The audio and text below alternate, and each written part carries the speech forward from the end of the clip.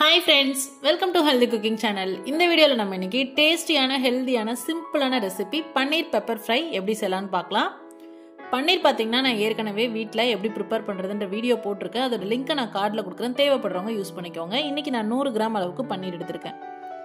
பன்னீர் fry பண்றதுக்கு அடி கனமான பாத்திரத்துல 1 டேபிள்ஸ்பூன் அளவுக்கு நல்லெண்ணெய் விட்டுக்கோங்க. எண்ணெய் சூடானதுக்கு அப்புறமா 1 டீஸ்பூன் பூண்டு, 1 டீஸ்பூன் இஞ்சி ரெண்டுமே நல்லா பொடியா நறுக்கி சேர்த்திருக்கேன்.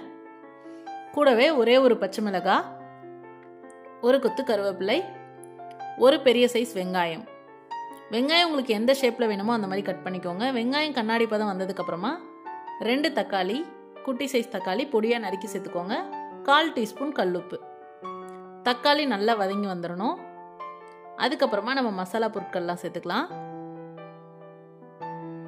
1/4 டீஸ்பூனோட கொஞ்சம் கம்மியா மஞ்சள் தூள், அதே அளவு கரம் மசாலா, 1/2 டீஸ்பூன் தனி மிளகாய் தூள், 1 டீஸ்பூன் மல்லித்தூள்.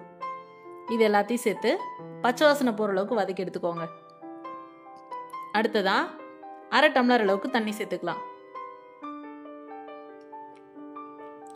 தண்ணி சேர்த்துட்டு எல்லாம் நல்லா கலந்து வந்து கொதிச்சு வர ஸ்டேஜில் கட் பண்ணி வச்சிருக்கக்கூடிய பன்னீரை அதில் சேர்த்துக்கோங்க.